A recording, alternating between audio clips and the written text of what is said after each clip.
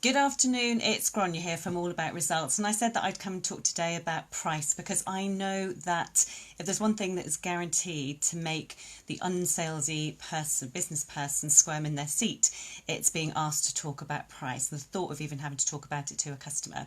And what happens is people tend to just push it as far out as they possibly can or just sort of stumble uncomfortably over it. So we're going to talk about this today, and I'm going to help you look at three specific elements that need to come together to make this work really, really well.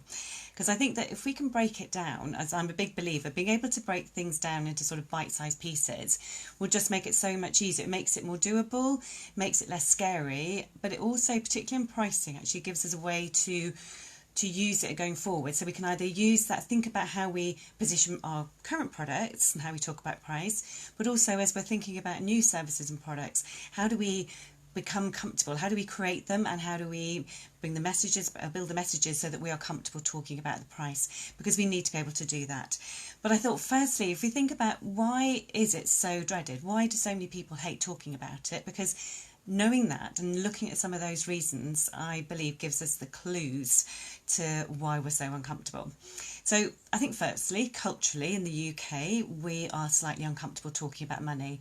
And while that might be the case, it's certainly not a good enough excuse. So we need to reframe that. We need to recognise it and reframe it.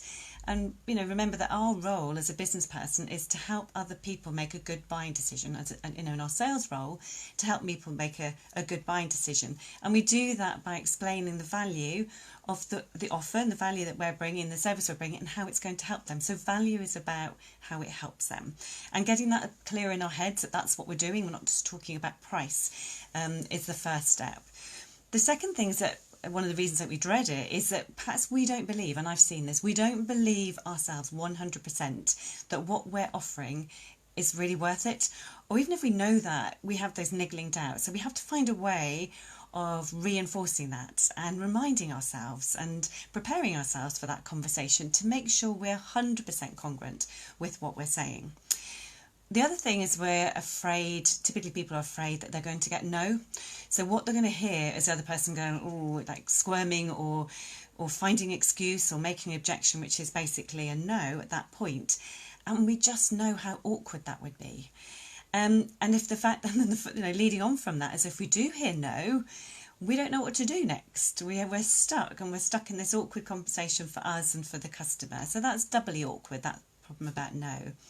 And finally, I think one of the reasons why we dread it is that we don't know at what point in the sales conversation we should talk about price. So at which point do we weave it in? So for example, if somebody was to ask us up front, very early on in the conversation, what are your prices? Should we answer that? Should we answer them straight away? And the clue is probably not, actually, really. As far as possible, we don't necessarily offer the price straight away unless it's on our website. It's really, really clear, because what we want to do is to create the conversation, to create the opportunity to talk about it, and to talk about it in terms of the value to them. So while there could be more reasons, I think I'd say those were the main ones why we dread it so much, or certain people dread it, and they certainly give us enough to work on to develop a more positive, confident approach to talking about price.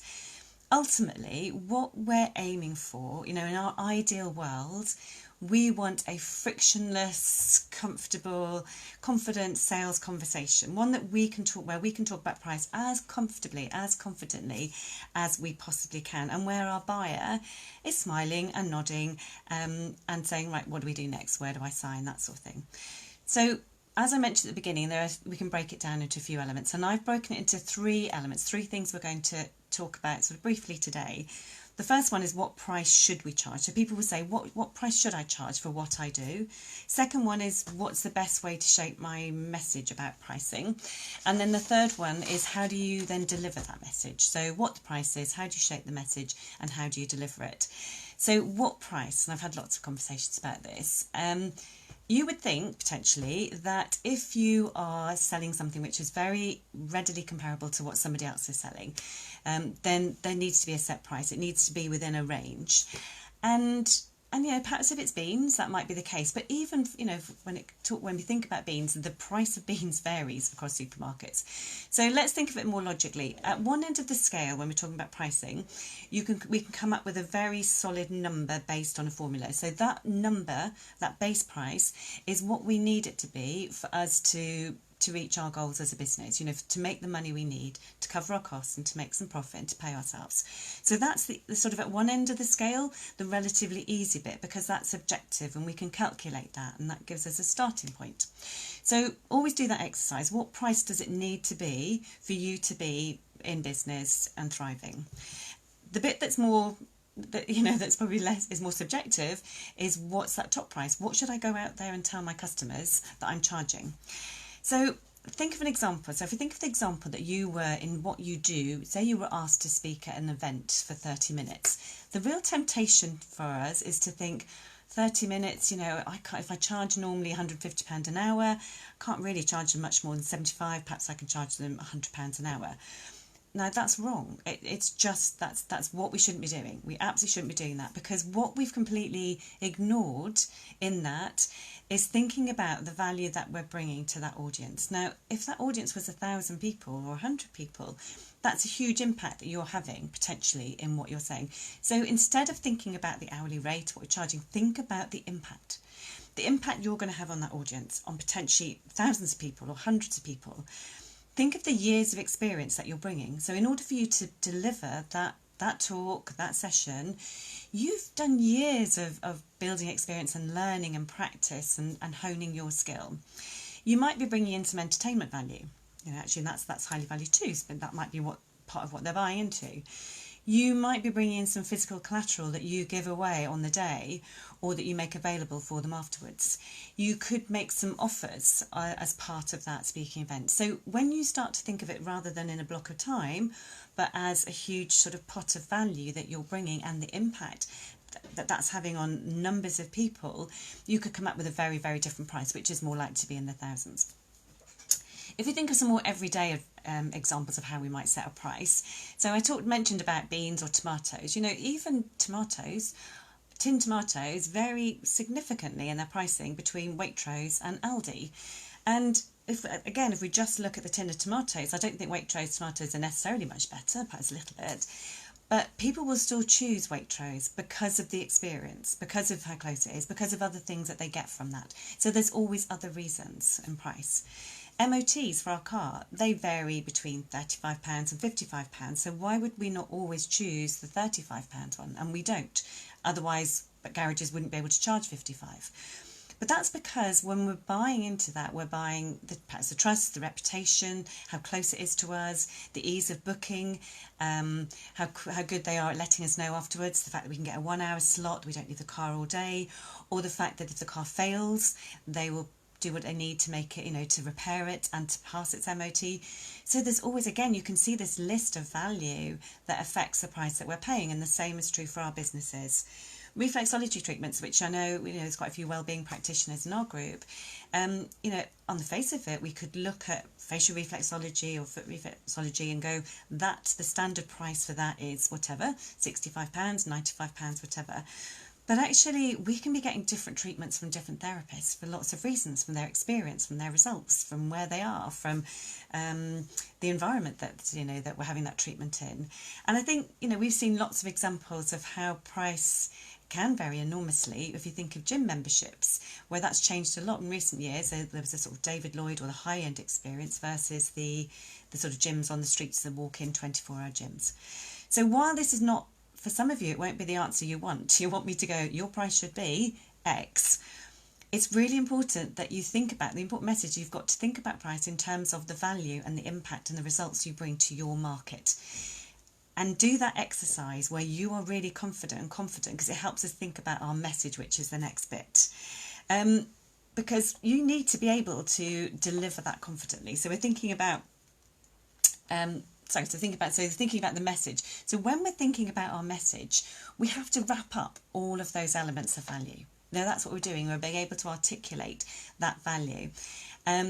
And doing the exercise helps you become more confident in it. And it also will sound more compelling for your audience, for the person or your customer, your prospect that you're delivering that to. So finally, the point 3, or the second bit actually, so let's, the sort of the middle bit, I beg your pardon, so actually get into articulating that message.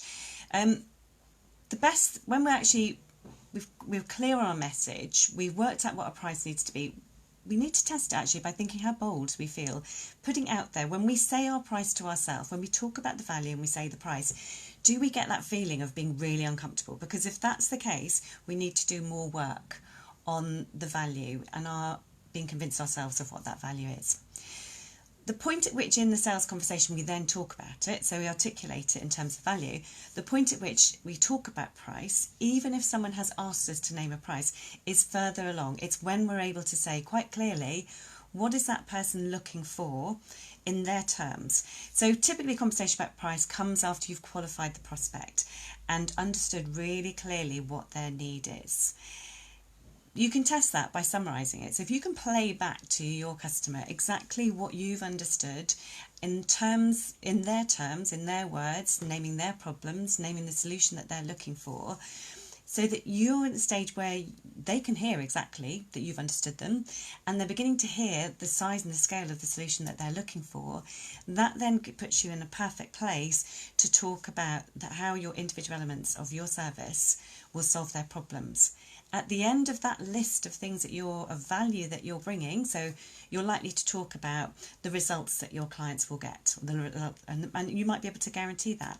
You'll talk about the experience yourself. You'll talk about the process of how do they get that experience, how do they book, what happens on the day, what happens afterwards. You might talk about the guarantee. You'll talk about the follow-up. You'll talk about what happens if they're not happy or if something wasn't quite what they expected and how you put it right. Once you've listed, you might talk about some extra things that you'll throw in actually as a bonus and special offers. You might talk about some support that they'll get online. You can imagine there's quite a list of things that you've then given them. Finally, you then name the price, by which point what they've heard is all the value and the solution and how you're going to help them solve their problem. And that's going to sound quite big, against which you put a price which is not going to sound daunting. And you can see the difference. You can see the difference that would make versus just naming a price and then justifying it afterwards. It's got to be that way around. So the very final point, which is how do you deliver? So that's the sort of shape of your message, was the second point. The final thing is the confident delivery. And this is it's sort of the shortest bit really, because it's your mindset. Do you believe in what you're selling? Have you any hesitation? And even if you do, we sometimes do have a bit of hesitation, and it's sort of natural and it becomes better with practice. But you want to be stepping into that mindset where you're saying, I'm looking forward to telling them because I know this will help them. So what are you going to need to be able to do that? So you might need to sort of arm yourself with proof from other clients. You'll certainly need to practice perhaps in the early days of delivering that message. Think about your breathing. Be really conscious of your breathing. If you're talking really quickly, which I know I tend to do, but that's sort of my natural, but I recognise that when you calm down, you're more likely to engage in eye contact. You're more likely to say it in the way that you want to say it. They're more likely to hear what you need them to hear. Keep eye contact, smile. Remember that the things that you did in the early parts of the conversation when you were building that rapport still work now. So you want that to be fluid. So those are your 3 steps. It's like I've talked about how do you set your price? So thinking about what the financial sort of must-haves are, the base level, and what the value is that you can deliver and the impact. Make a list, build as big a picture as you can of that.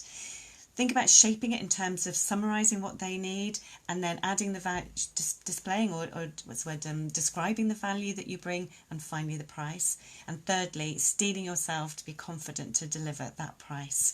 And you're doing them a favour. People need to know the price. Okay, let me know how you get on. Good to speak to you. Bye for now.